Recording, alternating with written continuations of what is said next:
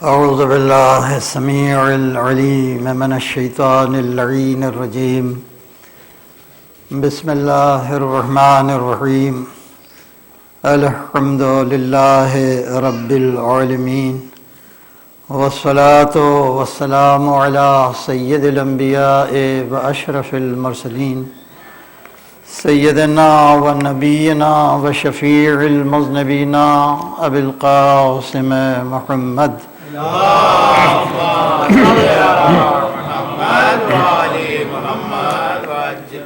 وعلى أهل بيته الطيبين الطاهرين الغر الميامين المعصومين الذين أذهب الله عنهم الرجس وطهرهم تطهيرا.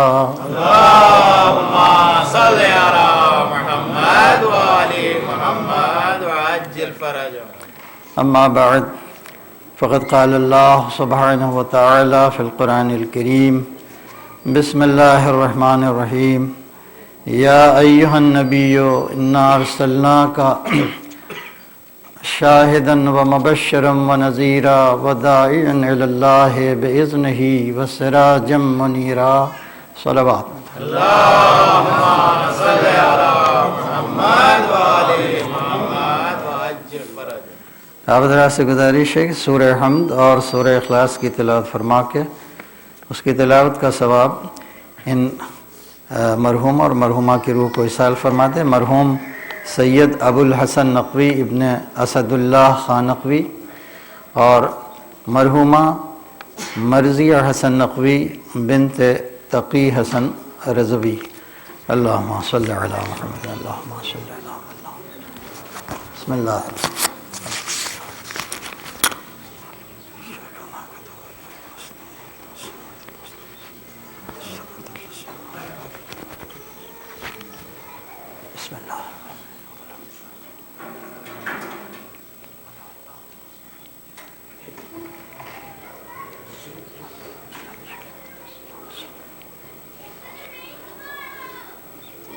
محمد وآل محمد صلوات. اللهم صل على محمد وآل محمد وعجل فرجهم.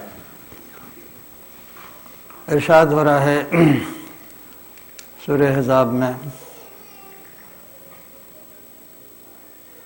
ایک سلوات بھیجتا ہوں. اللهم صل على محمد وآل محمد وعجل فرجهم. پروردگار عالم نبی کو خطاب کر کے ارشاد فرما رہا ہے یا ایہا النبی انا ارسلناک شاہدا ومبشرا ونذیرا وداعیا الی اللہ باذنہ وسراجا منیرا. یا ایہا النبی، اے وہ انسان کہ جس کے پاس کائنات کی ساری خبروں کا خزینہ ہے. انا ارسلناک، ہم نے نبوت کے بعد آپ کو منصب رسالت پر فائز کیا، اس لیے کہ خبروں میں کچھ خبریں ایسی ہوتی ہیں کہ جو اہم ترین پیغامات کی حیثیت رکھتی ہیں. ان پیغامات کا پہنچانا جو ہے وہ رسول کا کام ہوتا ہے. رسول کے معنی ہی ہے رسالت کو ایگزیکیوٹ کرنا، جو اہم میسیجز آئی ہیں وہاں سے اس کو کنوے کر دینا. تو ہم نے نبی بھی بنایا آپ کو، رسول بھی بنایا آپ کو. شاہدن، چونکہ زمانے کو انسانوں کو سب سے زیادہ ضرورت جس بات کی تھی وہ ایسے چشمدید گواہ کی تھی، ایسے شاہد کی تھی کہ جو اس کائنات کو جو بہت بڑی ہے پھر بھی ویزیبل نہیں ہے، جو دکھائی نہیں دے رہی ہے، جو غیب میں ہے، اس کو پوری طرح سے دیکھ کے اس کے حقائق کو ہم تک پہنچا دے. اور اس غیب کی دنیا میں، اس آخرت میں جتنی نعمتیں ہیں ان کی بشارت بھی ہمیں دے دے، جتنے خطرات ہیں ان سے ہمیں وارن کر دے، الرٹ کر دے، آگاہ کر دے. اور داعین الی اللہ باذنہ، اور اللہ کی طرف دعوت دینے والا ایسا داعی کہ جس کے پاس اللہ کا اتھرائزیشن ہے، اذن ہے، پرمیشن ہے، سینکشن ہے، کہ جو اللہ کی طرف لے جا سکتا ہے۔ داعی تو بہت ہو سکتے ہیں، لیکن وہ داعی جو باذن اللہ ہے، وہ ہم نے آپ کو بنایا۔ اور انسانوں کو، چونکہ انسان اشرف المخلوقات ہیں، اپنے عقل کی وجہ سے، اپنے شعور کی وجہ سے، اپنی فکر کی وجہ سے، اپنی قوت تخلیق کی وجہ سے، لہذا ہم نے آپ ہی کو ایک ایسا روشن چراغ بنایا جس کی روشنی ظاہر کو نہیں، انسان کے باطن کو منور کر سکتے ہیں۔ صلوات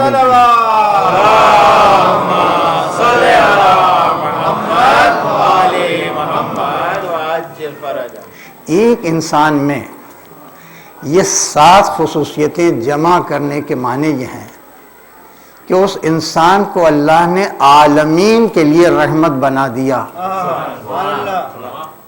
اس لیے کہ رحمت وہ ہوتی ہے جو زحمتوں سے انسان کو چھڑا لے۔ لہذا آپ غور کریں گے خود بھی جا کے، تو جتنی زحمتیں اس دنیا میں انسان کو گھیرے ہوئے ہیں، ان ساری زحمتوں سے اگر واقعی کوئی چیز نجات دلا سکتی ہے تو وہ مجموعی رحمت ہے کہ جو ایک بشر کی شکل میں اللہ نے ہم تک بھیج کے کہا کہ ہم نے آپ کو فقط رسول نہیں بنایا بلکہ عالمین کے لیے رحمت بنا کے بھیج دیا۔ ایک صلوات بھیج دو۔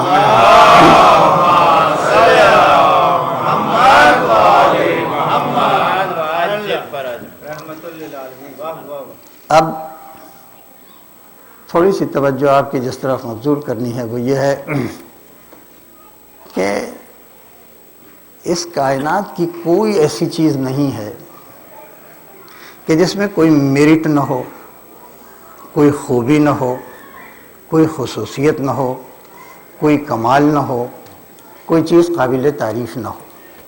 ہر چیز کی ایک یوٹیلیٹی اللہ نے رکھی ہے، ہر چیز کا ایک فنکشن رکھا ہے، ہر چیز میں ایک کمال، ایک خوبی، ایک خصوصیت اللہ نے رکھی ہے۔ تو جتنی چیزیں کائنات میں ہیں وہ سب مل کے اپنے وجود سے، اپنے ایگزسٹنس سے، اپنے حال کی زبان سے کسی ایک غیبی طاقت کی طرف اشارہ کرتی ہیں اور یہ کہتی ہیں الحمدللہ رب العالمین۔ ساری ہم جب الف لام داخل کر دیا جاتا ہے تو استغراق کہتے ہیں کہ پھر اس میں کچھ باقی نہیں رہتا، غرق ہو جاتی ہے۔ تو ساری تعریف جو ہے وہ اسی غیبی طاقت کے لیے ہے جو ہر ذہن میں کھٹک رہی ہے، جو ہر تحت شعور میں پائی جاتی ہے۔ کوئی انسان اس کے وجود سے انکار نہیں کر سکتا، کافر بھی اس کا انکار کر کے دراصل اس کے وجود ہی کو اسرٹ کرتا ہے، ورنہ انکار کس سے کر رہا ہے؟ لہذا وہ سب کانشس میں موجود ہے، ہر انسان کے موجود ہے۔ یہی وجہ ہے کہ بڑے بڑے لوگوں نے آرگنائز طریقے سے جب وجود الہی کا انکار کرنا شروع کیا، اس انکار کا سلسلہ آپ ہم سے زیادہ بہتر جانتے ہیں، بہت ہی منصوبہ بند طریقے سے جرمنی سے چلا اور روس تک آیا اور مذہب کو اپنی جگہ سے اکھاڑ کے اس کی جگہ کے اوپر اسٹیٹ کو خدا کی حیثیت دے کے جب اسٹیبلش کرنے کی کوشش ہوئی تو اس کے لیڈر صاحب کی نگاہوں میں ہوں گے، لینن تھے، مارکس تھے، بڑے بڑے لوگ تھے۔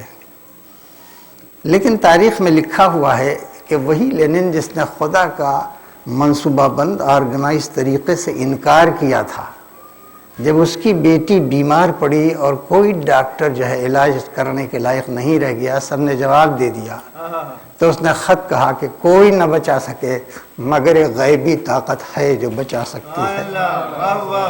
تو وجود الہی سے انکار کرنا یہ آسان نہیں ہے، اس لیے کہ اس کو آزمایا جا چکا ہے۔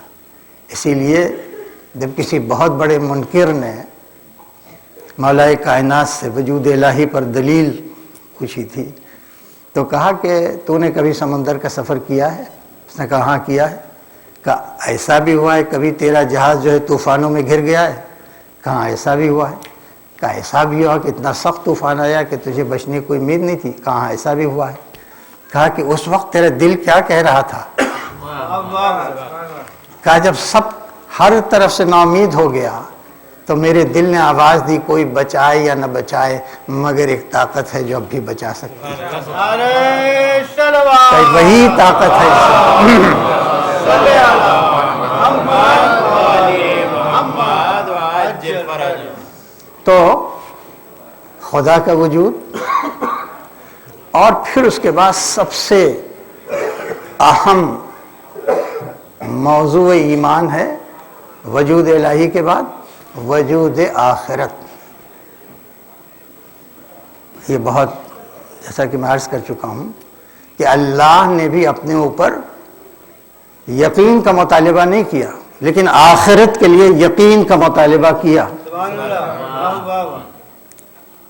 اس پر بھی ائمہ کے پاس آئے لوگ، مولا کائنات کے پاس بھی آئے اور دوسرے امام کے پاس بھی آئے، کہا کہ آپ نے کیا جھنجھٹ میں سب کو پھنسا دیا، نماز، روزہ، اطاعت، عبادت، حلال حرام۔ ارے اس دنیا کے علاوہ کچھ نہیں ہے، ادھر یہ دنیا ختم ہوئی، ادھر ہماری زندگی ختم ہوئی، ادھر سب کچھ ختم ہو گیا، جب کچھ بچے ہی کہ نہیں، آپ کو بھی موت آ جائے گی یا علی ہمیں بھی موت آ جائے گی، تو جب دونوں ختم ہو جائیں گے تو کہاں کی آخرت، کہاں کا حساب، کہاں کی کتاب؟ کہا کہ چل اچھا میں تیری بات مان لیتا ہوں، میں یہ کہہ رہا ہوں کہ آخرت ہے، حساب و کتاب ہے، اور تو یہ کہہ رہا ہے کہ کچھ نہیں آخرت، موت جو ہے خاتمہ حیات و خاتمہ، تو میرا یہ عقیدہ ہے، تیرا یہ عقیدہ ہے، تھوڑی دیر کے لیے مان لیں کہ تیرا ہی عقیدہ صحیح نکل گیا تو میرا کوئی نقصان نہیں، لیکن اگر میرا عقیدہ صحیح نکل گیا تو کہاں جائے گا؟ ایک سلوات بھیج دیں محمد وآل محمد وعجل فرجهم۔ تو یہ ساری کائنات جو ہے ایک خدا یکتا، ایک خالق یکتا، ایک معبود یکتا، ایک ہستی یکتا کی حمد بجا رہی، اور سورج اپنی چمک سے، پھول اپنی مہک سے، کلیاں اپنی چٹک سے، شاخیں اپنی لچک سے، شعلے اپنی لپک سے، سب اللہ ہی کی حمد بجا لا رہے۔ تو یہیں سے کتاب شروع ہوتی ہے۔ فاتحہ کے معنی افتتاح جب کتاب کا ہوتا ہے، جب اوپننگ سیریمنی کر رہا ہے پروردگار اپنی کتاب، تو یہی بسم اللہ الرحمن الرحیم کے بعد الحمدللہ رب العالمین۔ اب یہ الحمد کو آپ بریکٹ میں رکھ دیں، ساری حمد للہ رب العالمین، اس اللہ کے لیے جو عالمین کو پال رہا ہے، پرورش کر رہا ہے، رزق دے رہا ہے۔ اس ربوبیت میں بڑا ایگزاسٹیو ورڈ ہے، یہ بہت ہی کمپریہنسو ورڈ ہے ربوبیت۔ اب اس کے بعد بریکٹ میں جو الحمد لکھا ہے اس میں ایک انسان کی پوری بایوگرافی بہت شارٹ میں لکھیں، پوری زندگی، اور اس لیے لکھیں کہ خدا نے اس سے کہا ہے کہ یہ بریکٹ جو الحمد کا ہے اس میں اپنی بایوگرافی ڈال دیں۔ غور فرما رہے ہیں؟ الحمد بریکٹ میں، للہ رب العالمین اس بریکٹ میں اپنی بایوگرافی ڈال دیں۔ آیت یاد دلاؤں، قل، میں کہہ رہا ہوں، تو میرا بندہ ہے، میں تجھ سے کہہ رہا ہوں، قل ان صلاتی و نسکی و محیای و مماتی، یہ پوری آپ غور فرمائیں گے تو پوری بایوگرافی ہے ایک شخص کی، ایک بندے کی۔ اور اب ایک ورڈ کو پھیلانے کا وقت نہیں، تھوڑا سا آگے جانا ہے، لیکن جیسے ہی الحمدللہ رب العالمین کا، ویسے الحمد کو ہٹا کے ایک انسان کی پوری سوانح حیات رکھی، اپنے حکم سے رکھی کہ تم یہ کہو کہ میری نماز، میری عبادتیں، اب کب سے نماز ہے آپ دیکھ لیجئے گا، کب سے عبادتیں ہیں اس کی سب دیکھ لیجئے گا. اور حیات و موت نہیں کہا بلکہ کہا محیایا و مماتی. بڑی بلیغ زبان ہے. اگر کوئی اور زبان اس زمانے میں اس قابل ہوتی کہ اس میں قرآن نازل ہوتا تو اسی میں نازل ہوتا، لیکن جو لوگ جانتے ہیں وہ اچھی طرح جانتے ہیں کہ عجیب بلاغت کے اعتبار سے، فصاحت کے اعتبار سے ایک عجیب معجزاتی زبان ہے عربی. تو حیات و موت نہیں کہا، محیایا و مماتی. محیایا کے معنی پوری حیات کا ایک ایک بلو، ایک ایک حصہ، ایک ایک اس کا جز، یہ سب محیایا میں آیا. اور اسی طرح موت سے اچانک کی طرف نہیں چلا جاتا بلکہ اس کے مقدمات ہوتے ہیں، ان مقدمات سے گزر کے انسان موت تک جاتا ہے. تو موت کے سارے مقدمات اور حیات کے سارے اجزاء للہ رب العالمین. یعنی الحمد کو حروف میں لکھیں تو سورہ فاتحہ بن جائے، اور اسی الحمد کو کردار میں اجاگر کر دیں تو محمد عربی صلی اللہ علیہ وسلم ایک صلوات بن جائے.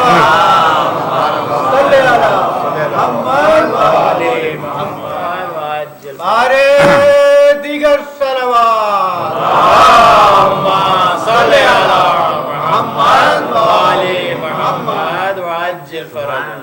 انسان کتنا ہی باکمال ہو، لیکن کسی انسان کے بارے میں تو یہ نہیں کہا جا سکتا کہ اگر ساری دنیا مل کے بھی، اولین و آخرین مل کے بھی اگر اس کی حقیقت کو جاننے کی کوشش کریں تو انسان ختم ہو جائیں گے، زمانہ ختم ہو جائے گا، مگر اس انسان کی معرفت حاصل نہیں ہو سکتی.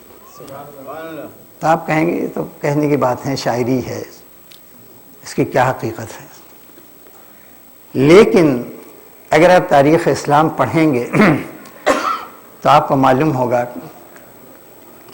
کہ ایک انسان واقعی زمین کے اوپر ایسا آیا کہ سارے انبیاء مل کے اس کے سٹیٹس کو، اس کے مرتبے کو، اس کی منزلت کو، اس کی شخصیت کو، اس کی حیثیت کو ریئلائز کرنا چاہیں تو ریئلائزیشن کا حق ادا نہیں کر سکتے. غور مارے ہیں، اس انبیاء کے درمیان آ جائے تو سید الانبیاء، مرسلین کے درمیان آ جائے تو سید المرسلین، اور اولین و آخرین سب کو جمع کر دیا جائے تو خیر الاولین والآخرین. لہذا مسجد میں وہ بیٹھا ہوا ہے، اور اس دنیا میں اس کے بعد جو سب سے بڑا صاحب علم ہے کہ اگر اس کو نہ پہچانا تو گویا شہر علم میں داخل ہونے کا موقع ہی نہ ملے. وہ بیٹھا ہوا ہے. اور اس کے بعد سلمان بیٹھے ہوئے ہیں. سلمان بھی بہت ہی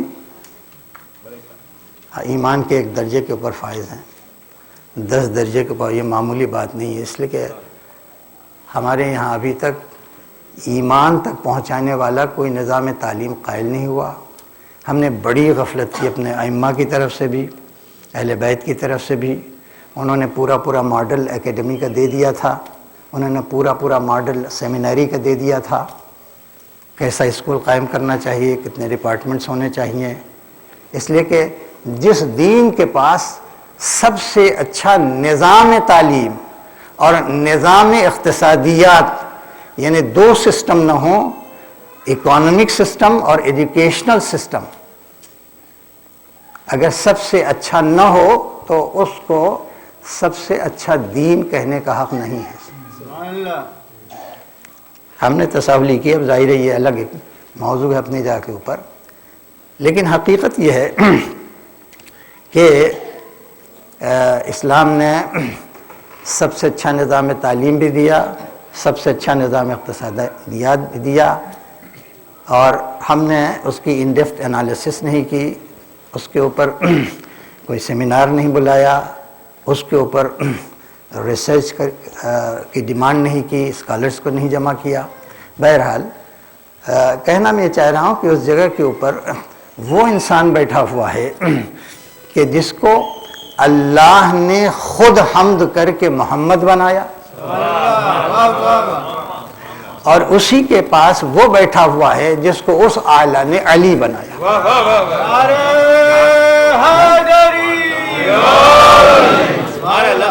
اور ان دونوں کے فیض سے جو 10 درجہ ایمان تک پہنچا، جس کو سلمان بنایا، یہ عرب نہیں تھا، یہ فارس سے آیا تھا، ایران سے آیا تھا، مگر ان کی صحبت میں درجات کو طے کرنے لگا، 10 درجے تک پہنچ گیا، اتنا پہنچا کہ رسول نے آگے بڑھ کر دیا سلمان منا اہل البیت۔ یہ کوئی معمولی فیض نہیں ہے، بیٹھے ہوئے ہیں۔ اور علی کہہ رہے ہیں نبی سے، اے اللہ کے نبی، آپ کو یا اللہ نے پہچانا یا میں نے پہچانا، مجھ کو یا آپ نے پہچانا یا اللہ نے پہچانا، بس اتنی بات ہوئی۔ سلمان مسجد سے چلے گئے، راستے میں سلمان سے کوئی ملا، اس نے کہا کہ تم تو مسجد سے آ رہے ہو؟ کہا ہاں۔ کہا مسجد میں کون ہے؟ کہا مجھے نہیں معلوم، میں نہیں جانتا۔ اچھا، چلے گئے مسجد، دیکھا تو بیٹھے ہیں، رسول بھی بیٹھے ہیں، بس یہ رسول بھی بیٹھا ہے۔ کہا کہ آپ سلمان کی اتنی تعریف کر رہے ہیں؟ اور سلمان سے ہم نے پوچھا مسجد میں کون ہوگا، میں نہیں جانتا۔ اتنا صاف جھوٹ اور ایسا قابل تعریف۔ کہا بات تو صحیح ہے، مگر اس کا فیصلہ بھی سلمان کی موجودگی ہی میں ہوگا، تو ایسا کرو بھی زیادہ دور نہ گئیں گے، ان کو جا کے بلا لاؤ۔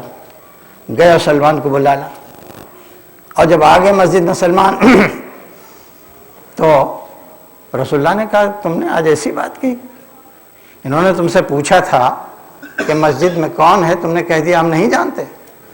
کہ اللہ کے رسول جب میں اٹھ کے گیا تھا تو یہی تو آپ کہہ رہے تھے،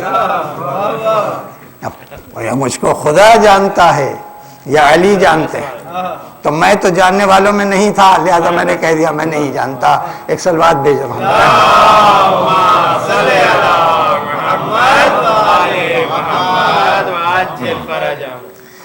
اب ذرا سا چونکہ یہ دین کا مسئلہ جو ہے، صراط مستقیم کا مسئلہ جو ہے، دنیا سے آخرت کی طرف ہجرت کا مسئلہ جو ہے، یہ انتہائی اہم مسئلہ ہے۔ اس کو کسی قیمت پر بھی نہ اگنور کیا جا سکتا ہے، نہ نظر انداز کیا جا سکتا ہے، نہ ہلکا لیا جا سکتا ہے۔ بہرحال جس کو جس کی توفیق ہو، جب بھی آپ رات کو سوئیں اس پہ غور کریں، اس لیے کہ یہ زندگی کا اہم ترین مسئلہ ہے، اور یہ پورا مسئلہ جو ہے وہ 2 باتوں پر منحصر ہے۔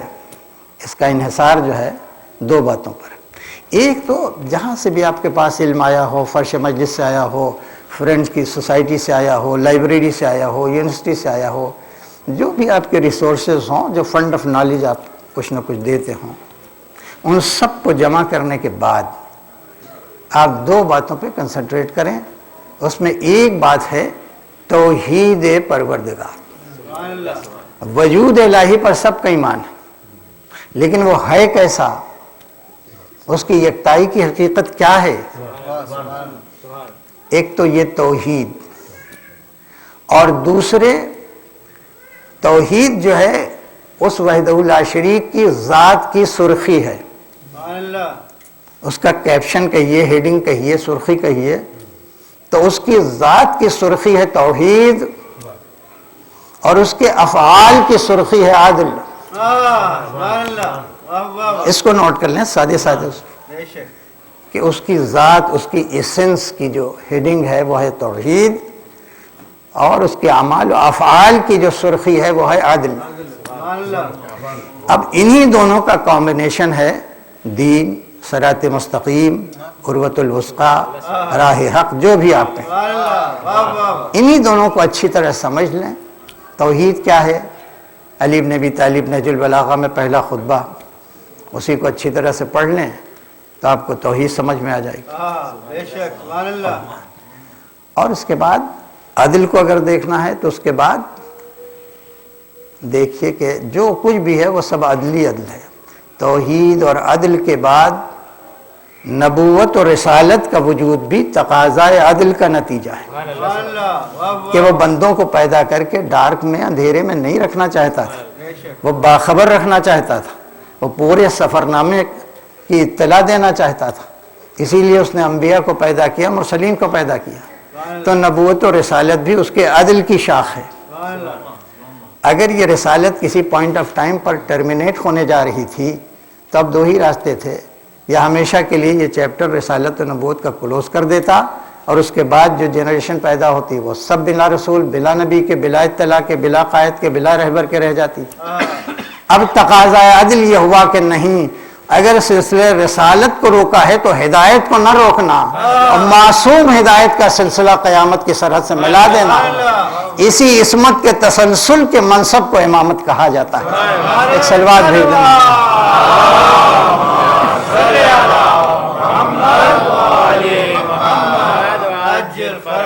اب رہ گئی قیامت، تو روز عدل ہی ہے، وہ بھی عدالت کی شاخ ہے، ڈے آف ججمنٹ اسے کہا ہی جاتا ہے۔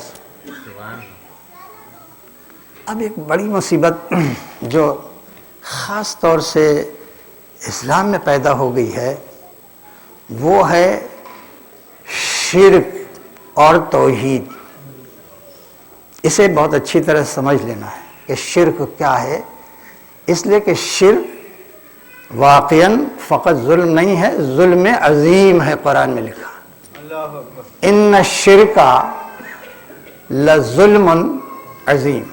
یقیناً شرک جو ہے وہ معمولی ظلم نہیں، بہت عظیم ظلم ہے، بہت بڑا ظلم۔ لہذا اس کا جاننا بہت ضروری ہے۔ جتنا سادے الفاظ میں ہم سمجھا سکتے ہیں وہ آپ کو سمجھائیں گے کہ خدا کی ایک ذات ہوتی ہے اور خدا کی ایک بات ہوتی ہے۔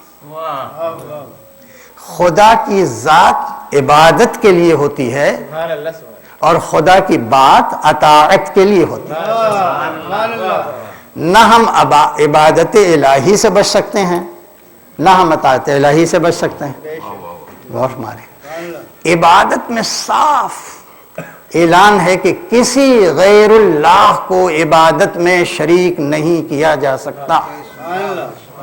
اسے اچھی طرح سے نوٹ کر لیں کہ عبادت میں کسی غیر اللہ کو شریک نہیں کیا جا سکتا۔ اگر کسی غیر اللہ کو آپ نے شریک کیا تو مشرک ہو گئے، شرک ہو گیا۔ لیکن اطاعت کی بات میں اس میں کسی غیر اللہ کی اطاعت بھی نہیں کی جا سکتی، لیکن اگر اللہ کسی غیر اللہ کو اپنی اطاعت کا جز بنا دے، اس کو اچھی طرح سے سمجھ لیں گے، اگر اپنی بات میں کسی کی بات کو خود شریک کر کے اس کی اپنی اطاعت کا جز بنا دے تو اب اس کو نہ ماننا یہ شرک ہو جائے۔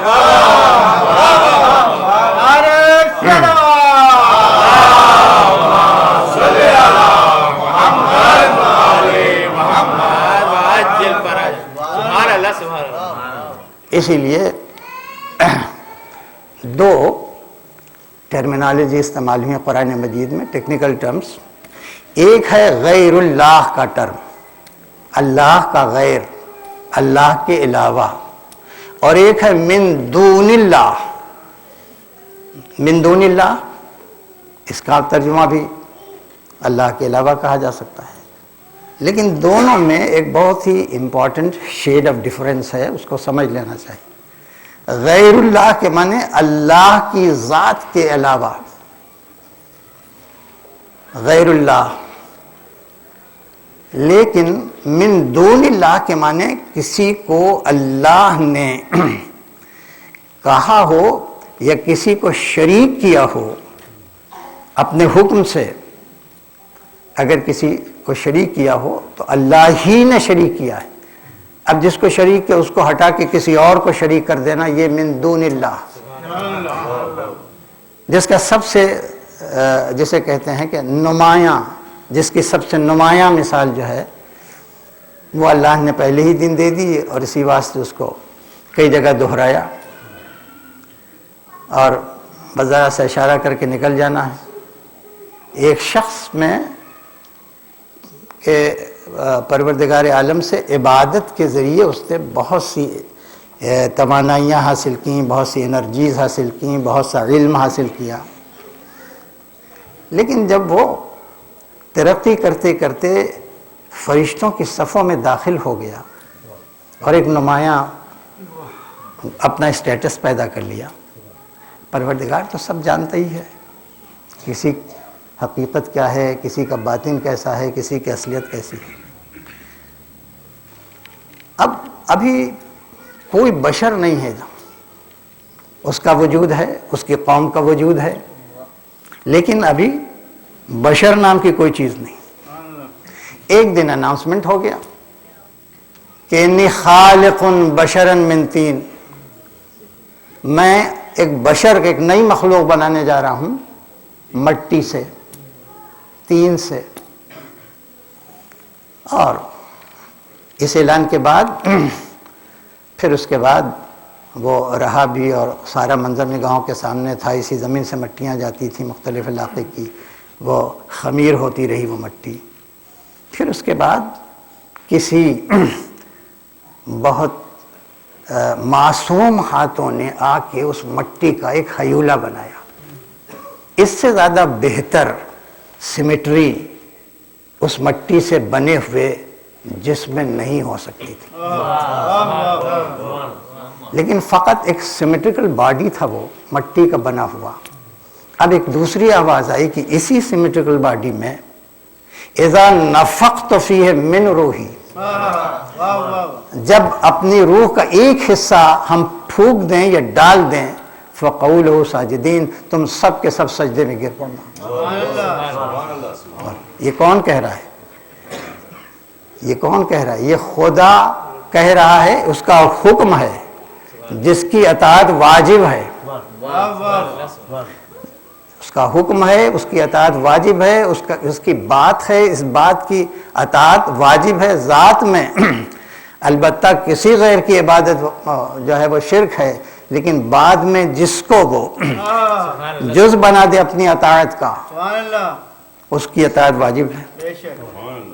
معصوم فرشتوں کو یہ بات اچھی طرح سے معلوم تھی، لہذا قرآن مجید نے کہا، جیسے ہم نے کہا والملائکۃ کلہم اجمعین، تین لفظ استعمال کی. سب سجدے میں گر گئے. کون؟ الملائکہ. الملائکہ الف لام، ابھی ہم نے بتایا کہ استغراق، سارے کے سارے ملائکہ. بات یہیں ختم ہو گئی تھی، لیکن پھر آگے بڑھی، کلہم، پھر ایک والا اجمعین. اب تو کوئی ایک فرشتہ بھی نہیں بچا، سب کے سب آ گئے اس میں، اور سب نے اپنی زمین جھکا دی الا ابلیس، مگر ابلیس نے سجدہ نہیں کیا. اللہ نے بعد میں پوچھا، ابھی وہ نکالا نہیں گیا ہے جنت سے، ابھی نکالا نہیں گیا، سجدہ نہ کرنے کی وجہ سے نہیں نکالا گیا. اس سے سوال کیا اللہ نے، ہو سکتا ہے کوئی معقول بات ہو، معقول جواب ہو اس کے پاس. کہا کہ کس چیز نے تجھے منع کیا تھا اس کا سجدہ کرنے جس کو ہم نے اپنے دونوں ہاتھوں سے بنایا تھا. اب جواب یہ آتا ہے کہ تو نے اس کو ایک گھٹیا چیز سے خلق کیا تھا، اور میں جس چیز سے بنایا گیا ہوں وہ اس گھٹیا چیز سے زیادہ بافضیلت. یہ کیا ہو گیا؟ یعنی حکم الہی پر اپنا ذاتی، اپنے من کا پیدا کیا ہوا اجتہاد، قیاس، اس نے، اس کے معنی کیا چیز ہو گئی؟ اللہ کے حکم میں اپنے من کے قیاس کو شریک کر دیا، اسی شرک پر کہا کہ اب تو نکل جا، فخرج، اور فقط نکل مت جا، راندے درگاہ بھی ہو جا، قیامت تک کے لیے ملعون بن کے نکل جا۔ ایک سلوات بھیج دو۔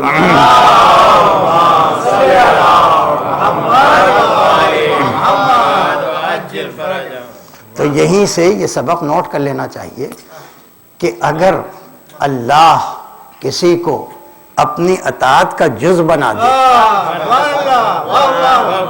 اور اس جز کو ہم نکال دیں تو ہم مشرک ہو جائیں گے، اور شامل رہنے دیں تو معاہد رہیں گے۔ اب توحید کے بعد پوری شریعت جو ہے اسی عدل سے بنی ہے۔ اسی عدل کا ایک قانون ہے کہ تم کو اس غیبی اگر ہستی سے محبت ہے کہ کتنا اچھا خالق ہے، کتنا صاحب علم ہے، کتنا صاحب قدرت ہے، اس کے کمالات سے اگر محبت ہو رہی ہے تو ہم اس محبت کو ماننے کے لیے تیار نہیں۔ محبت دل کی کیفیت کا نام ہے، ٹھیک ہے محبت، لیکن ہم تب جانیں گے کہ تم اپنے دعوی محبت میں سچے ہو جب اس کا اتباع کرو۔ اب یہ شریک کیا جا رہا ہے، خود اللہ نے کہتا ہے کہ آپ اعلان کریے قل، جس لفظ قل سے توحید کو آگے بڑھایا، قل هو اللہ احد، اسی لفظ قل سے بڑھایا قل ان کنتم تحبون اللہ فاتبعونی، اگر تمہارے دل میں اللہ کی محبت ہے تو میرا اتباع کرو، میرے پیچھے پیچھے چلو۔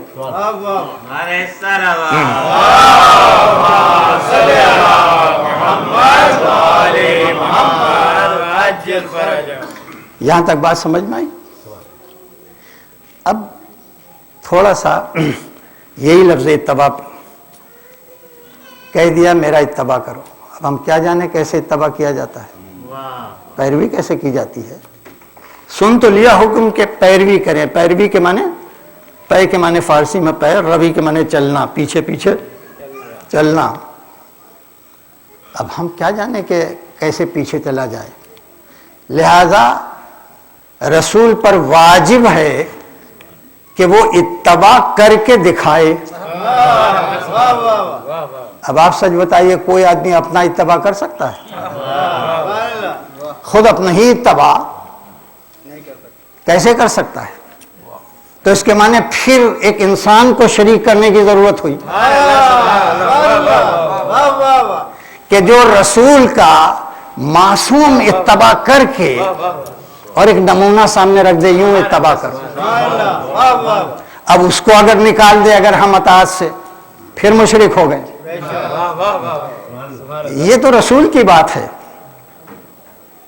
خدا بند عالم نے اسی عدل سے ایک قانون بنایا، سورہ صف کی آیت ہے 3،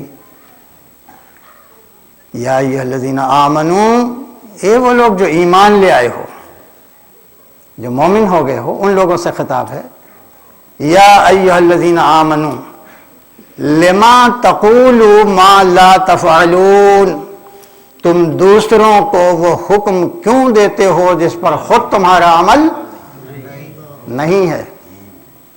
یہیں پہ رک نہیں گئی آیت، کبرا مقتن عند اللہ ان تقولوا ما لا تفعلون، اللہ کو کبرا بہت زیادہ مقتن غضبناک کرنے والی یہ بات ہے کہ تم دوسرے سے وہ کہو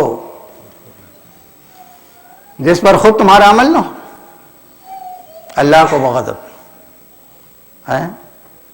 سینکڑوں مثالیں آپ سے، ہم آپ سے کہیں دیکھو سچ بولا کرو، خبردار جھوٹ نہ بولنا، اور جہاں نفع کی بات آئی، جہاں بزنس کسی ایسے موڑ سے گئی کہ اب جھوٹ ہی بولنے میں، کھٹ سے جھوٹ بول دیا، ہم نے تو بول دیا جھوٹ، مگر قدرت غضبناک ہو گئی۔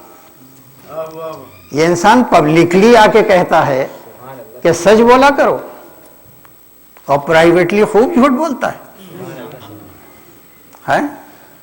اسی طرح سے اور کہ یہ دیکھو کنجوسی بری چیز ہے، دل کھول کے چندہ دیا کرو، اور جب ان کے گھر گئے تو کہا بڑے بڑے لوگ ہیں، ہمارے پاس آنا تھا کیا تھا؟ تو یہ بات اللہ کو غضبناک کرتی ہے، بہت زیادہ غضبناک کرتی سبحان اللہ ہے، ایسی بات ہیں۔ تو یہ خدا کا بنایا ہوا قانون عدل ہے۔ سبحان اللہ اب یہ بتائیے کہ جس خدا نے یہ قانون بنایا اس نے کتنا قانون توڑا خود۔ بہت توجہ کا موقع ہے، یہ بڑا نازک موڑ سے گزر رہے ہیں۔ خود تو کہا کہ حکم دینے سے پہلے اس پر عمل کیا کرو، واہ واہ واہ واہ اور خدا نے اتنے حکم دے دیا ہمیں، نماز پڑھو، کبھی خود نماز پڑھی؟ سوچئے، واجب کر دیا روزے، کبھی خود روزہ رکھا؟ آتو زکوٰۃ، کبھی خود زکوٰۃ نکالی؟ کتب علیکم القتال، ہم نے جہاد تمہارے اوپر واجب کیا، کبھی خود میدان جنگ میں آیا؟ کون سا ایسا حکم ہے جس پر اللہ نے عمل کیا ہے کہ نہیں؟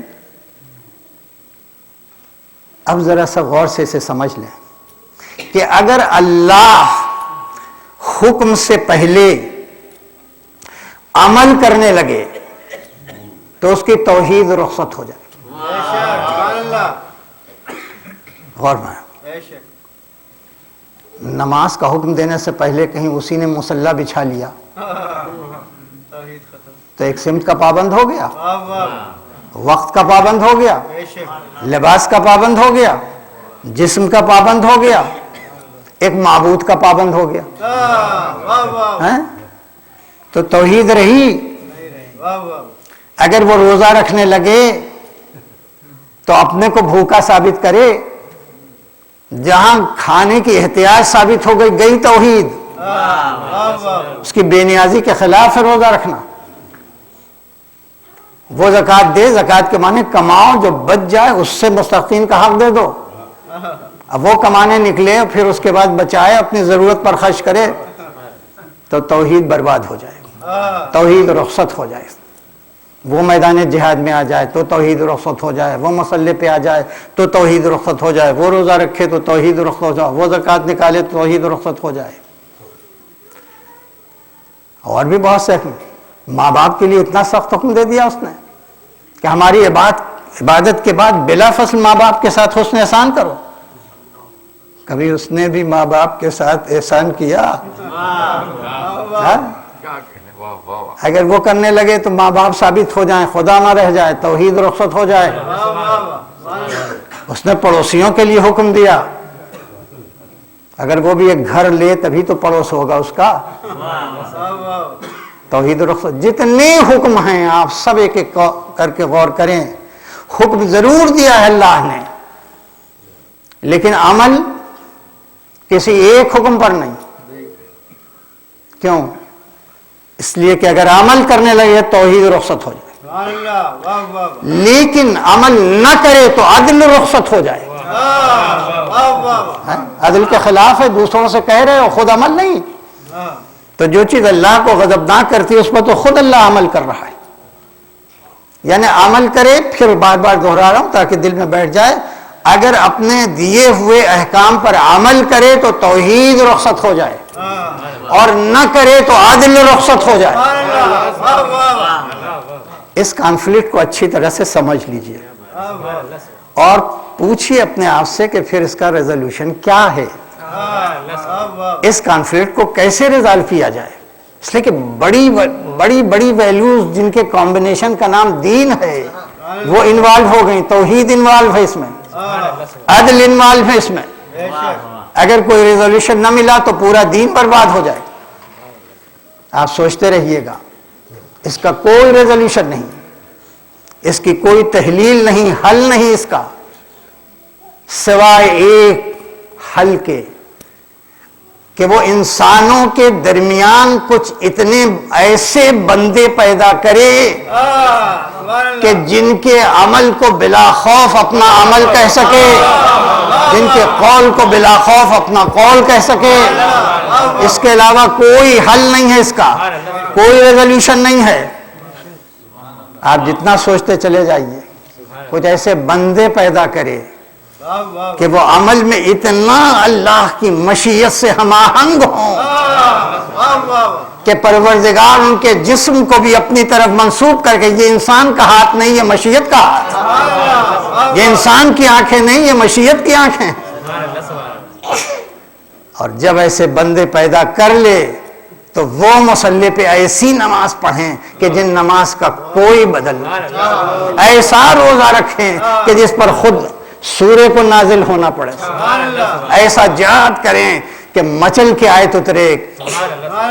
ایسے بھی کچھ ہیں میدان یقاتلون فی سبیل اللہ، اس طرح سے جہاد کرتے ہیں کانہم بنیان مرصوص، کہ جیسے سیسا پلائی ہوئی دیوار ہو جو کی شکل ہو.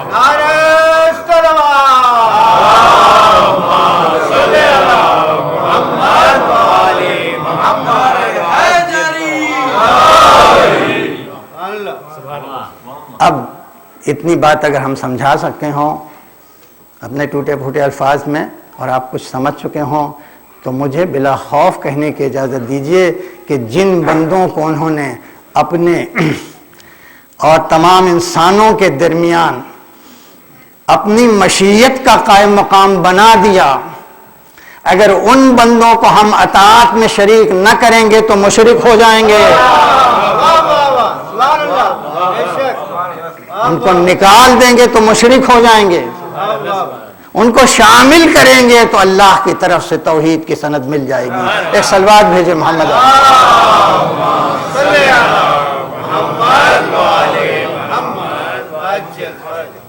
بس میں نے آپ کا وقت لیا، اور بس چونکہ وہ بندے ایسے بندے تھے کہ جن کی عصمت، ایبسلیوٹ انفالیبلٹی، عصمت مطلقہ. عصمت کے بھی درجات ہیں، گریڈز ہیں. عصمت صغرا ہے، عصمت کبریٰ ہے، ایک عصمت مطلقہ ہے.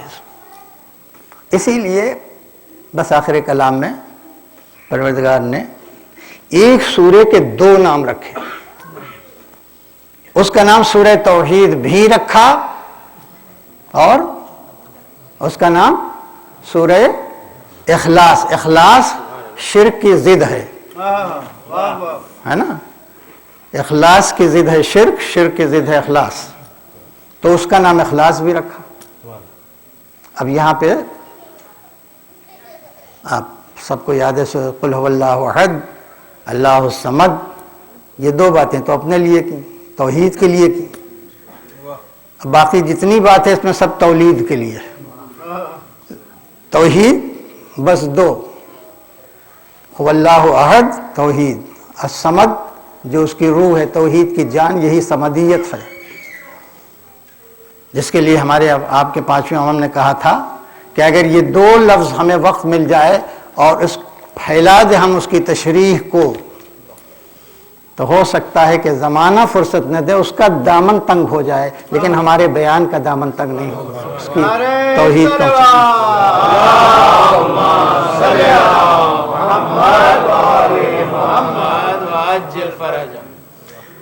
اب تولید کے لم یلد ولم یولد ولم یکن لہ کفوا احد، کیا ضرورت تھی توحید میں تولید کی بات؟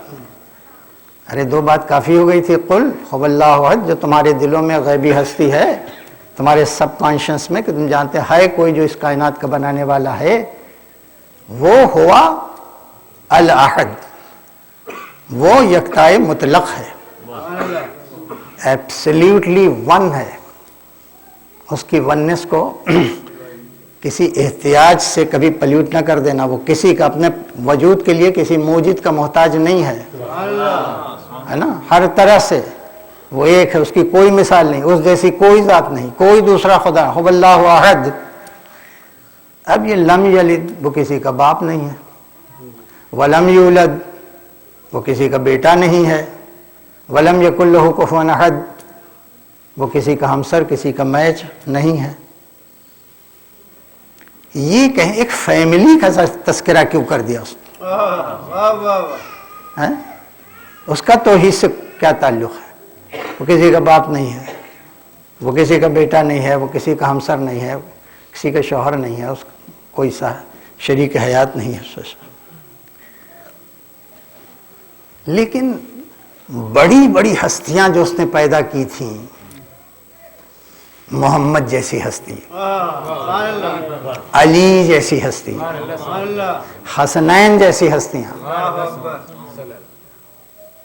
ان میں سب کے سب دائرے ہی پر ہیں۔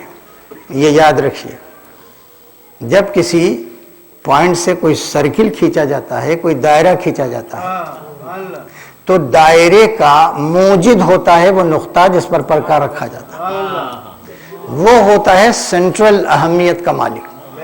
یہ دائرہ جو ہے یہ مرہون ہوتا ہے اس نقطے کا، یہ نقطہ نہ ہوتا تو یہ دائرہ بھی نہ ہوتا۔ لہذا جتنی ہستیاں ہیں سب کو دائرے پر رکھا، اور نقطے پہ جس کو رکھا، اس سینٹر پہ جس کو رکھا، اس میں کوئی مرض نہیں ہے، اس کو مرکز تعارف بنایا ہے۔ یہ جتنے سرکل پہ ہیں، دائرے پہ ہیں، ان سب کے تعارف کا مرکز بنایا ہے۔ یعنی اللہ یہ کہہ رہا ہے کہ ہم کسی کے باپ نہیں، مگر ہم میں قدرت و علم ہے، اپنے علم و قدرت سے ایک ایسا باپ پیدا کر سکتے ہیں جیسا کوئی باپ نہیں، ایسے بیٹے پیدا کر سکتے ہیں جیسے کوئی بیٹے نہیں، ایسا کفو پیدا کر سکتے ہیں جیسا کوئی کفو نہیں، اور یہ تینوں رشتے جب جا کے ملتے ہیں سینٹر سے تو ایک ذات ابھرتی ہے۔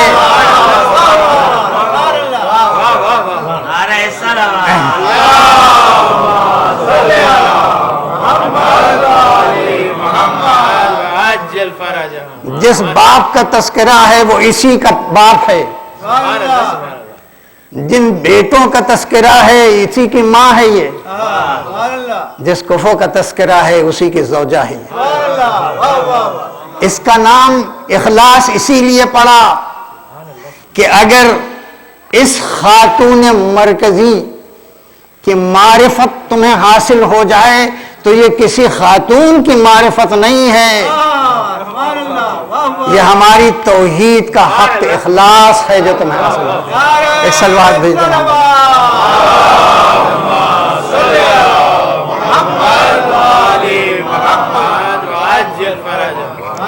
بس کون اندازہ لگا سکتا ہے کہ وہ ہستی کیا ہے جس کی تعظیم کے لیے مرسل اعظم کھڑے ہو جائے؟ غور مارے۔ اسی لیے جتنی بڑی منزلت پہ رکھا ویسے اس بی بی نے سب کچھ خدا کی رہا۔ اس کا گھر جلایا گیا، اس کے بیٹے قتل کیے گئے، اسی کی بیٹیاں اسیر کی گئی، در بدر پھیلائی۔ بس خدا کی قسم، ایک ذاکر کا یہ کہہ دینا کہ علی کی بیٹیاں، ارے وہ تو علی کی بیٹیاں، ہماری بیٹی کوئی بازار میں نہیں آئے، یہ قربانی۔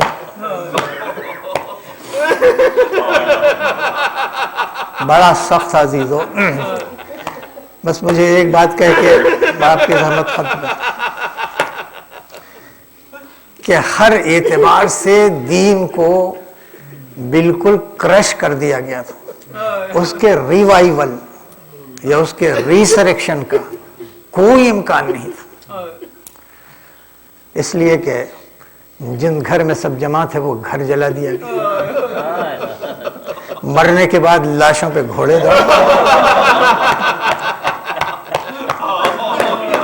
سر کو جسم سے الگ کر کے اپنی فتح کا نشان بنایا، نو کے نیزہ پہ بلند، ٹھیک ہے نو کے نیزہ پہ بلند، کم سے کم یہ سروں یہ نو کے نیزہ پہ جو سر بلند تھے ان کو ان بیویوں سے دور رکھا. ام لیلہ جب سر اٹھاتی، رباب جب سر اٹھاتی، ام فروا جب سر اٹھاتی. آپ جانتے ہیں عزیزو، یہ کٹا ہوا سر کبھی کبھی مرد دیکھتے ہیں جانور کو قربان تو بے ہوش ہو جاتے، عورتیں تو ہو ہی جاتی، کٹا ہوا سر سب سے نہیں دیکھا جاتا. بہرحال ان حالات میں زینب کے کاندھے کے اوپر بڑی ذمہ داری، ایک امام کو بچانا ہے، ایک 4 برس کی بچی کو بچانا ہے، بیویوں کو ہمت دلانا ہے، دلاسا دلانا ہے، اور ان سب سے بڑا بوجھ یہ ہے کہ اسلام کو ایسا زندہ کر دینا ہے کہ قیامت تک پھر کوئی یہ اسلام نہ فتووں سے مارا جا سکے نہ اسلحوں سے مارا جا سکے. ایسی حکمت سے اسے زندہ کر دینا کہ اب صبح قیامت نہ اس کے ذکر کو مٹا سکتا ہے نہ اس کی یاد کو مٹا سکتا. کوئی سوچ بھی نہیں سکتا کہ ایک قیدی عورت جو 114 کلومیٹر گرتے پڑتے آ رہی پسے گردن سے جس کا ہاتھ بندھا ہو وہ اتنا بڑا کام کرے گی. مگر بہت مختصر آگے دربار تک، قیدی دربار تک پہنچا دی. ایک حلقہ تھا، اس میں بیویاں جو ایک کنارے کھڑی، اسی درمیان میں شمر ایک سونے کے تشت میں حسین کا کٹا ہوا اور اس کے بعد پورے ورلڈ بھر کے آپ اگر کریں گے تو چین کا امبیسڈر، جاپان کا امبیسڈر، روم تک جتنے ممالک تھے بڑے بڑے، ان سب کے سفراء کو، ان سب کے عمراء کو، ان سب کے امبیسڈرز کو دعوت دے دی. 700 امبیسڈرز اپنے اپنے سٹیٹس کے اعتبار سے، کوئی چاندی کی کرسی پر، کوئی سونے کی کرسی. آپ امیجن کریں اس دربار میں اتنا بڑا مجمع، اس میں قیدی اور لا کے کھڑا کر دیا، سونے کے تشت میں حسین کا سلام. ایک چھڑی سے فوٹو پر کہہ رہا اے لوگو، یہ سونے کے تشت میں حسین کا سر کتنا حسین لگ رہا ہے.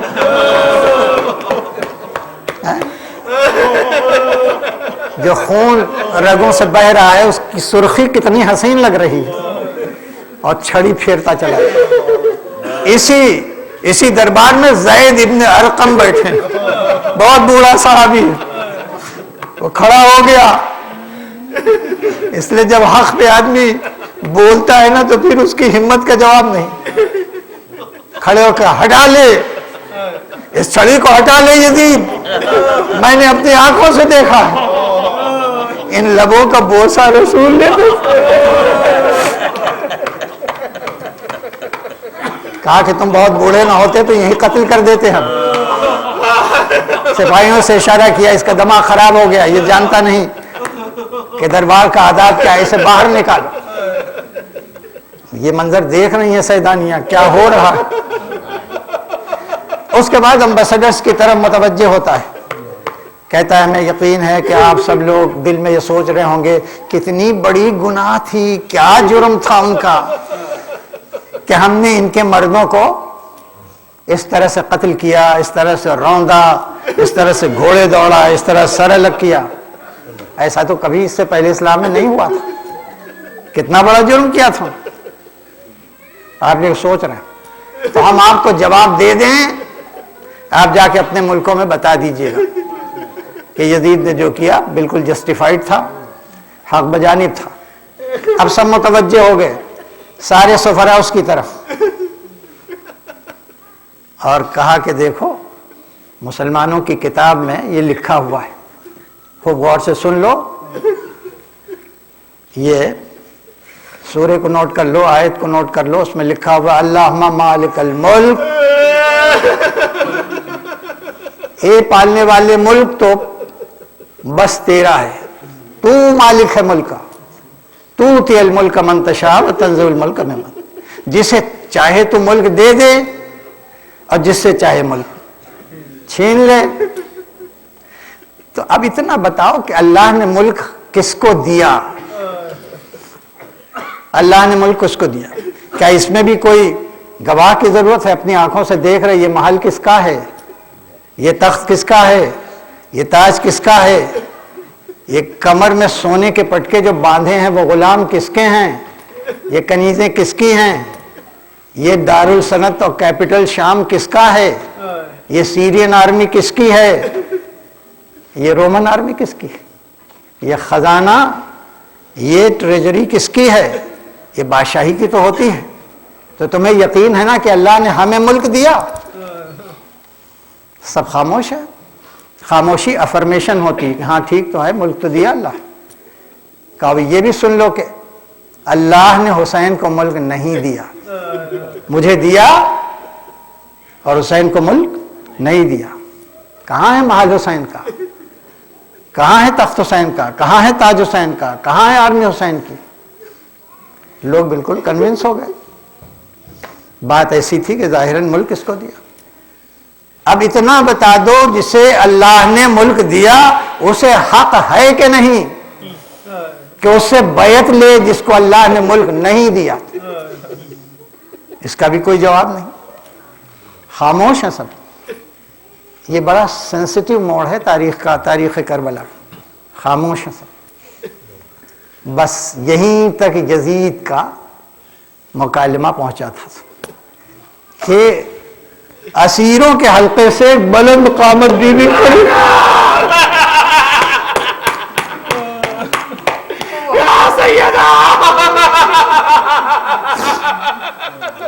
اس کے کھڑے ہونے کا انداز، اس میں اتنا اعتماد، اتنا کانفیڈنس چھلک رہا تھا کہ جو امبیسڈرز تھے اس کے کھڑے ہونے کے انداز سے محسوس کرنے لگے کہ اگر اس عورت کے پاس کوئی بڑی صداقت اور سچائی نہ ہوتی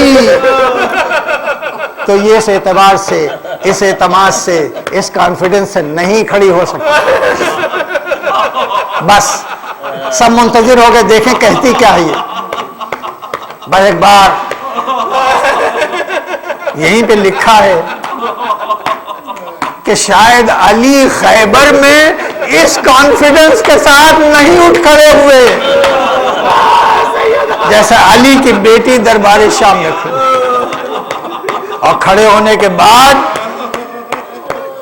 یزید کی طرف رخ، اے یزید اسی کتاب سے وہ آیت کیوں نہیں پڑھ دیتا جو اللہ نے تیری شان میں نازل کیا ہے؟ بڑی بات تھی کہ اسی کتاب میں سب کچھ ہے، اس میں تیری شان میں بھی ایک آیت آئی۔ اب سب لوگ منتظر ہو گئے بھائی اس کی شان میں کون سی آیت آئی؟ کہا وہ آیت کیوں نہیں سنا دیتا؟ لا تحسبن الذین کفروا بآیات اللہ، جن لوگوں نے اللہ کی آیت سے انکار کیا، آیت کے معنی وہ نشانیاں جو اللہ نے بولتی ہوئی نشانیاں پیدا کی ہیں اللہ سے ملانے کے لیے، وہ گمان بھی نہ کریں، لا تحسبن الذین کفروا بآیات اللہ، وہ گمان بھی نہ کریں جنہوں نے آیات الہی سے انکار کیا ہے، انما نملی لہم خیر لانفسہم، کہ ہم نے جو تھوڑی سی مہلت دے دی ہے یہ ان کے حق میں بہتر ہے۔ اس کے بعد انما نملی لہم، یہ تھوڑی سی جو مہلت دی ہے یہ اس لیے دی ہے کہ اور جی بھر کے ظلم کر لیں، اور جی بھر کے گناہ کر لیں، لیزدادوا اثما، اور زیادتی کر لیں اپنے ظلم میں، اپنے گناہ میں، ولہم عذاب مہین، ہم نے ان کے لیے بہت ہی اہانت انگیز رسوا کن عذاب تیار کر رکھا ہے۔ آپ سمجھ گئے کیا چیلنج کیا اس قیدی عورت نے؟ اے یزید، جسے تو ملک کہہ رہا ہے اسے خدا کی کتاب مہلت کہہ رہی ہے، مہلت، ملک نہیں ہے۔ اب یہ میرے کاندھوں پر ثابت کرنے کا بوجھ ہے کہ میں اسے مہلت ثابت کر دوں۔ بس اب میرے پاس وقت نہیں ہے، آپ جا کے دیکھیے گا کیا کیا جناب زینب۔ ابھی تک یزید حاکم تھا، اب زینب حاکمہ بن اٹھیں، اٹھنے کے بعد اب جو ہے وہ حکم ہے زینب کا، وہ ایک حاکم کے حیثیت، اے یزید اپنے محل میں ایک جگہ خالی کر، یہ انداز حاکمانہ ہے۔ اے یزید شام میں منادی کو دوڑا، یہ حاکمانہ لہجہ ہے۔ اے یزید وہاں ایک فرش بچھا، منادی سے یہ اعلان کرا دے کہ حسین کی بہن اپنے بھائی بارے میں کچھ کہنا چاہتی ہے۔ کیا حکم ہے؟ دربار میں مفتی بیٹھے ہیں، سب کی زبان بند ہے۔ اس کے اللہ نے جس کو ملک واقعاً دیا ہے، اب اس کا ملک حرکت میں آ گیا۔ تفصیلات دیکھ لیں گے، مگر جو جو کہہ رہا ہے یزید سے، جو جو یہ عورت کہہ رہی ہے، ہر ایک پہ عمل اس طرح کر رہا ہے جیسے وہ حاکمہ ہو، یہ محکوم ہو۔ زیادہ دیر نہیں گزری، اس کا بیٹا آیا، اس نے تخت پر ایک لات ماری۔ اب بھرے ہوئے مجمع میں کہا میرا دادا بھی اس تخت پر غاصبانہ قبضہ کر کے اپنے قبر میں اس کی سزا جھیل رہا ہے، اور ان قریب میرا باپ بھی سزا جھیلے۔ میں اس کی وراثت کو قبول نہیں کروں گا، یہ غصبی ہے، یہ حکومت نہیں ہے۔ اس نے اعلان کیا، اس کی بیٹی آئی، اس نے تخت کو ٹھوکر ماری۔ تھوڑی دیر کے بعد اس کی زوجہ آئی، وہ بے پردہ ہو کے آئی، کوئی چادر نہیں تھی سر پہ۔ بس جیسے یزید نے دیکھا کہہ رہے میری زوجہ آ گئی، سر پہ چادر نہیں، فوراً اٹھا اپنی ابا اس کے اوپر ڈال دی، ابا کو اٹھا کے پھینک کے کہا میرے پردے کا بڑا خیال، آل رسول کے پردے کا کوئی؟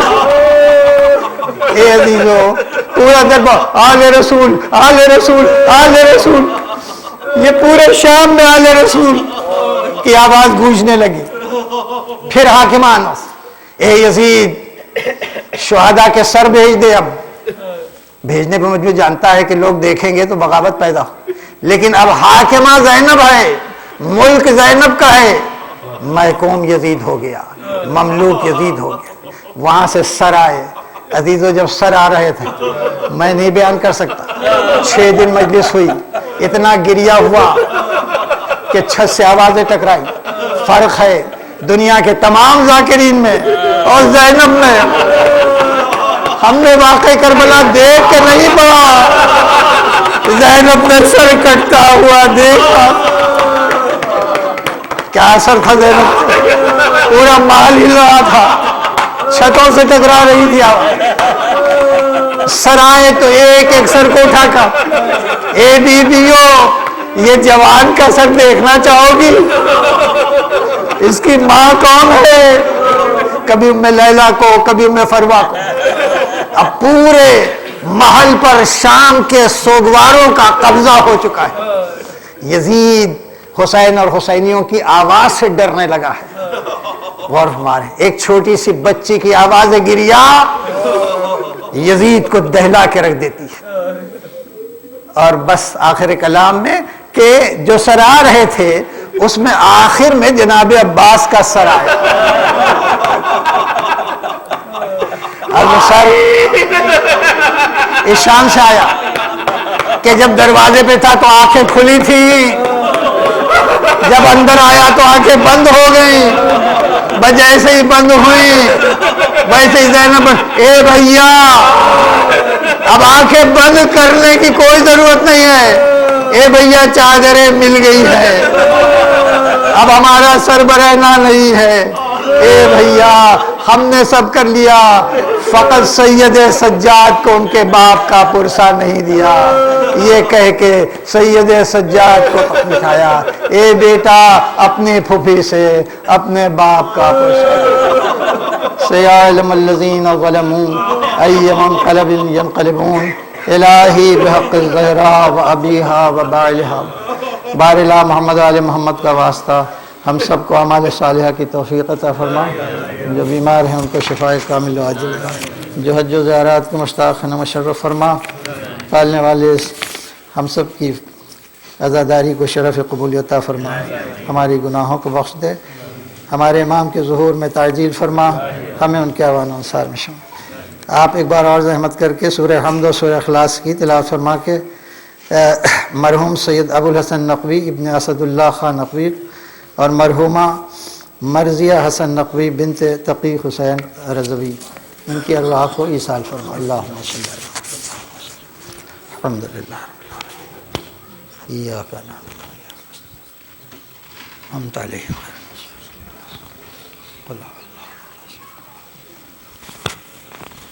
حسین حسین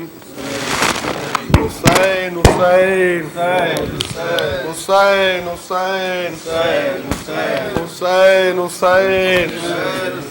حسین حسین حسین حسین حسین حسین حسین حسین حسین حسین حسین حسین یا حسین یا حسین یا حسین یا حسین یا حسین یا حسین حسین یا حسین یا حسین یا حسین یا حسین حسین یا حسین یا حسین یا حسین یا حسین بیردا شہر کی گلیوں سے گزر زینب کا، بیردا شہر کی گلیوں سے گزر زینب کا، بیردا شہر کی گلیوں سے گزر زینب کا، بیردا شہر کی گلیوں سے گزر زینب کا، بیردا شہر کی گلیوں سے گزر زینب کا، بیردا شہر کی گلیوں سے گزر زینب کا۔ اشقیاں کرتے ہیں تاری، اشقیاں کرتے ہیں تاری، یہ سفر زینب کا، بیردا شہر کی گلیوں سے گزر زینب کا، بیردا شہر کی گلیوں سے گزر زینب کا، بیردا شہر کی گلیوں سے گزر زینب کا۔ گر پڑا خاک پہ عباس کا سر مختل میں، گر پڑا خاک پہ عباس کا سر مختل میں، نوک نیزہ سے نہ دیکھا گیا سر زینب کا، نوک نیزہ سے نہ دیکھا گیا سر زینب کا، بیردا شہر کی گلیوں سے گزر زینب کا، بیردا شہر کی گلیوں سے گزر زینب کا، بیردا شہر کی گلیوں سے گزر زینب کا۔ خون شبیر کی ہر بوند کا مخروز بشر، خون شبیر کی ہر بوند کا مخروز بشر، خون شبیر ہے مخروز مگر زینب کا، خون شبیر ہے مخروز مگر زینب کا، بیردا شہر کی گلیوں سے گزر زینب کا، بیردا شہر کی گلیوں سے گزر زینب کا، بیردا شہر کی گلیوں سے گزر زینب کا۔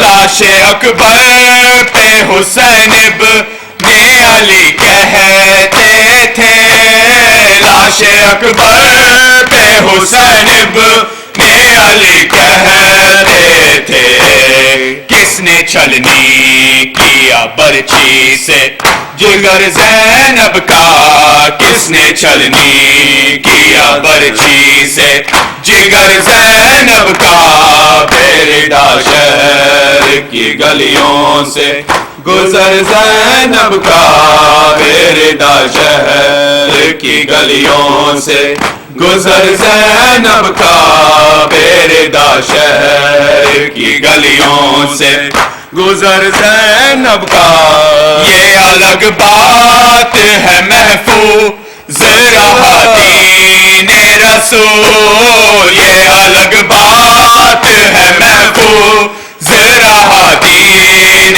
رسول یہ الگ بات کے لوٹا گیا گھر زینب کا یہ الگ بات کے لوٹا گیا گھر زینب کا بیرڈا شہر کی گلیوں سے گزر زینب کا بیرڈا شہر کی گلیوں سے گزر زینب کا بیرڈا شہر کی گلیوں سے گزر زینب کا گر پڑا خاک پہ عباس کا سر مقتل میں گر پڑا خاک پہ عباس کا سر مقتل میں نوکے نیزہ سے نہ دیکھا گیا سر زینب کا نوکے نیزہ سے نہ دیکھا گیا سر زینب کا بیرڈا شہر کی گلیوں سے گزر زینب کا حسین حسین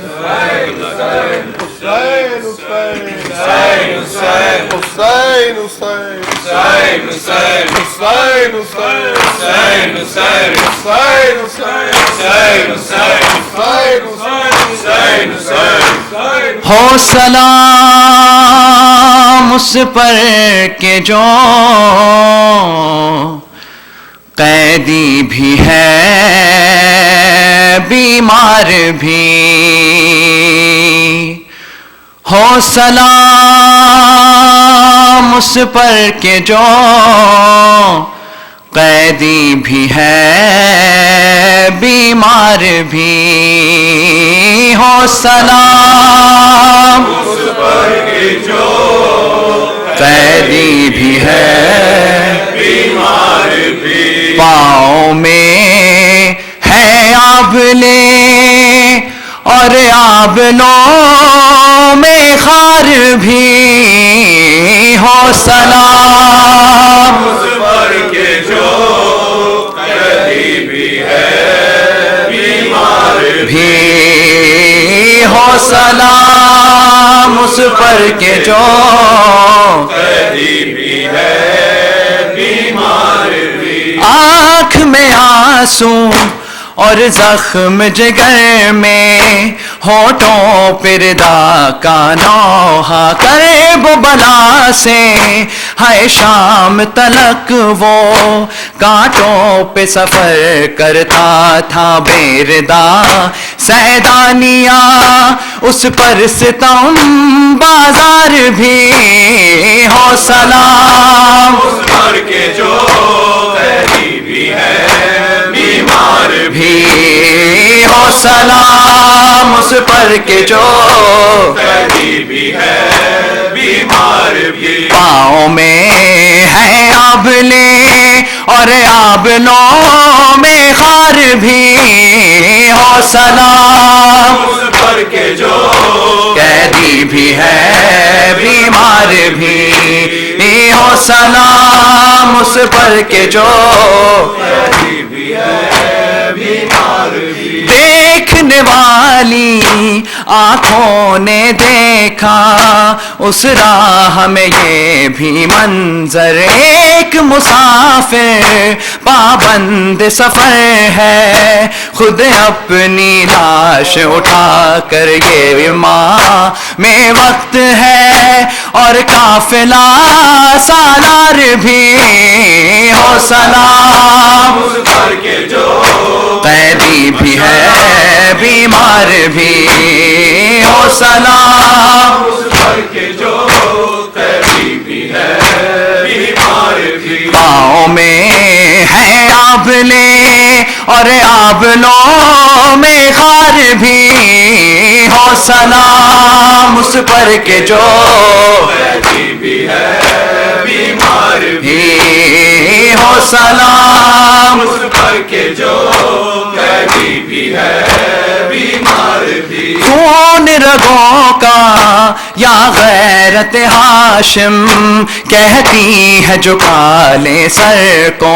طاق و سلاسل کیا قید کریں گے ہے صبر کے اس پیکر کو سر اٹھا ایک اس طرح ہے راہ میں بازار بھی ہو سلام اس پر کے جو قیدی بھی ہے بیمار بھی ہو سلام اس پر کے جو قیدی بھی ہے بیمار بھی پاؤں میں ہے آبلے اور آبلوں میں خار بھی ہو سلام اس پر کے جو قیدی بھی ہے بیمار بھی ہو سلام اس پر کے جو قیدی بھی ہے بیمار بھی دیکھ کے زینب سجاد کی حالت فریاد یہی کرتی تھی میرا یقین ہے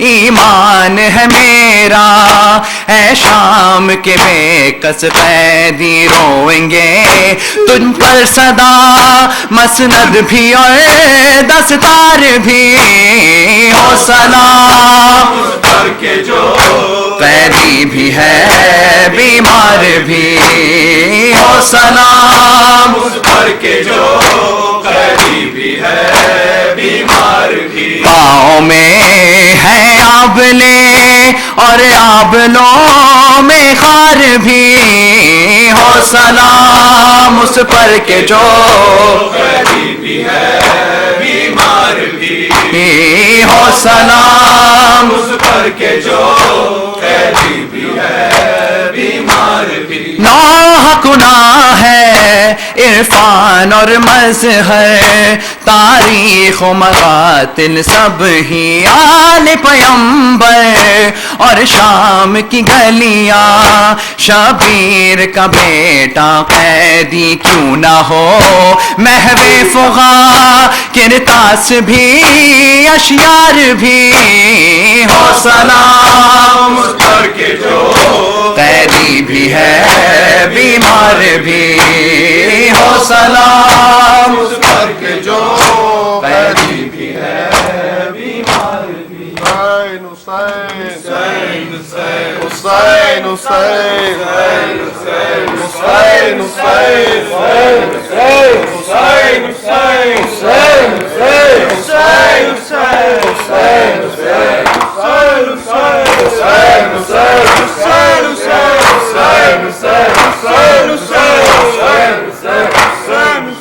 قافلہ سادات کا ہے قافلہ سادات کا قافلہ سادات کا ہے قافلہ سادات کا قافلہ سادات کا ہے قافلہ سادات کا قافلہ سادات کا ہے قافلہ سادات کا کل تلک سالار شکا تھا نمدار جری آج ہے سالار شکا بیڑیوں والا لی قافلہ سادات کا ہے قافلہ سادات کا قافلہ سادات کا ہے قافلہ سادات کا جب مدینے سے چلا تھا قافلہ سادات کا مثل ہے در پاس ہے مثل حیدر قافلہ سادات کا ہے، قافلہ سادات کا، قافلہ سادات کا ہے، قافلہ سادات کا۔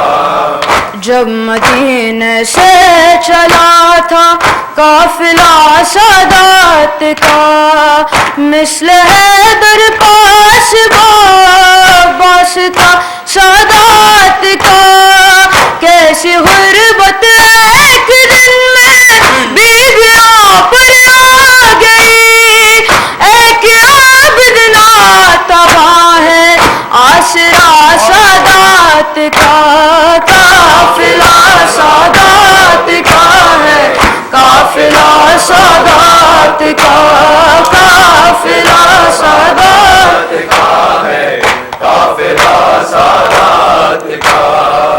کل تلک عباس کی تھی ہر قدم پہ یہ صدا، اے پرندوں منہ چھپا لو ہے سفر میں سیدہ، آج یہ سالار ہے اور شامیوں کی بھیڑ ہے، مانگتا ہے قدم پر ہائے زینب کی رضا، قافلہ سادات کا ہے، قافلہ سادات کا، قافلہ سادات کا ہے، قافلہ سادات کا۔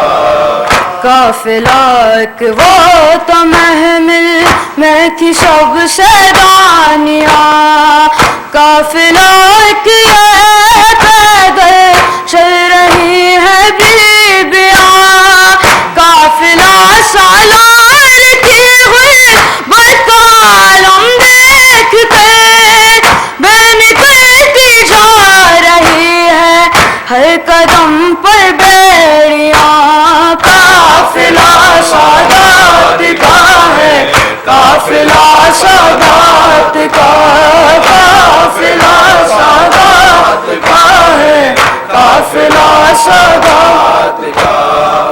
ہر گھڑی صابر رہے ہیں دونوں میرے کارواں، کربلا تھا ایک کا میدان، شام ایک کا امتحان، آج ہے رہوار کی گردن میں تو کے گرا،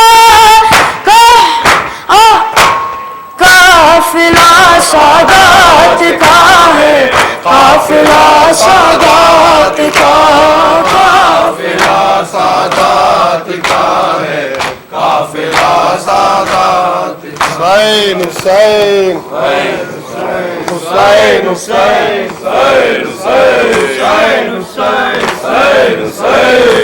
کربلا زندہ ہے، کربلا زندہ ہے، کربلا زندہ ہے، کربلا زندہ ہے، کربلا زندہ ہے، کربلا زندہ ہے، کربلا زندہ ہے، کربلا زندہ ہے۔ 14 صدیوں سے یہ، 14 صدیوں سے یہ معجزہ زندہ ہے، کربلا زندہ ہے، کربلا زندہ ہے، کربلا زندہ ہے، کربلا زندہ ہے، کربلا زندہ ہے، کربلا زندہ ہے۔ آج بھی حور سازی دہر میں جاری ہے، آج بھی حور سازی دہر میں جاری ہے،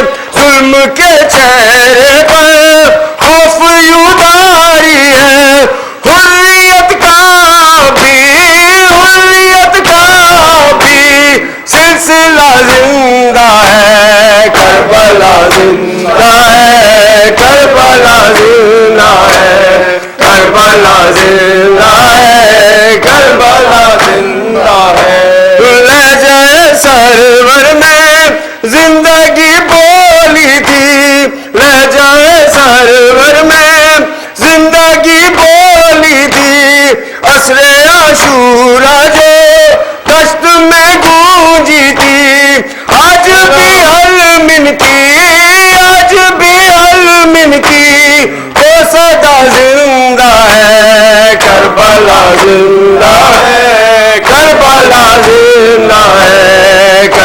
کربلا زندہ ہے، کربلا زندہ ہے۔ انبیاء کہتے ہیں مرحبا یا زینب، محنتوں کا تیری ہے صلہ یا زینب، دیر